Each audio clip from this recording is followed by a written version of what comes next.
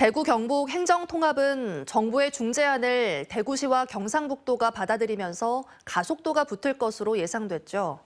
대구 경북이 통합을 선언하자 부울경은 물론 최근에는 대전 충남도 통합을 하겠다고 나서는 형국인데요.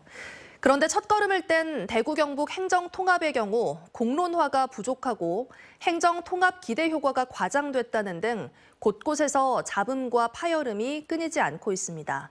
대구문화방송 박재형 기자가 보도합니다. 대구 경북 행정통합에 대한 대구와 경북의 시각차는 큰 편입니다. 대구에선 산하기관, 관변단체 등이 잇따라 통합 지지를 선언하고 나섰습니다. 주민 설명회도 큰 잡음 없이 끝났습니다. 하지만 경북은 북부권을 중심으로 반대 여론이 거셉니다.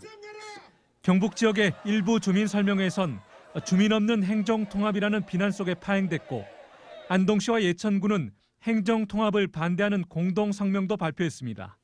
경북도 대구와만큼 성장이 됐을 때 그때 가서 통합을 해도 늦지 않지 않느냐라는 지금부터라도 그 구체적인 실행 계획을 만들어야 되지 않겠는가. 그래서 시도민들이 공감할 때 해야 된다. 대구 정책연구원이 내놓은 행정통합 기대 효과는 오히려 역효과를 낳고 있습니다. 통합 이후 20년 뒤 인구가 491만 명에서 1205만 명으로 연평균 성장률이 1.41%에서 9%로 급증한다는 예측에 허황하고 과장됐다는 비판이 쏟아지고 있는 겁니다. 어떻게 이런 걸 다른 지역을 고려 안 하고 이걸 이렇게 통계를 내서 수도급의 그 특별시가 됐을 경우 only 여기만 됐을 경우에 한정하는 겁니다. 예. 그런 게 어디 있습니까? 그런 통계가. 일방적인 통합, 형식적인 여론 수렴이라는 지적도 끊이지 않습니다.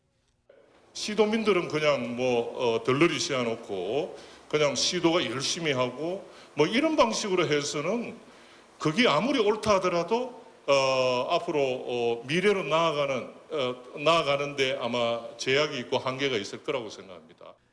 이런 가운데 홍준표 시장은 경북 일부 지역에서 소지역주의가 팽배해 있다며 경북도가 통합 추진에 속도를 내달라고 거듭 요청했습니다. 특히 행정통합 문제는 대구시는 순조롭게 가고 있습니다. 그래서 경상북도가 좀 더 분발해 줬으면 좋겠다. 주민투표 요구는 통합을 방해하는 책동에 불과하다고 일축하면서 경북과 보조를 맞추기 위해 시의회 동의안을 12월에 상정하겠다고 덧붙였습니다. 하지만 더 험난한 과정이 기다리고 있습니다.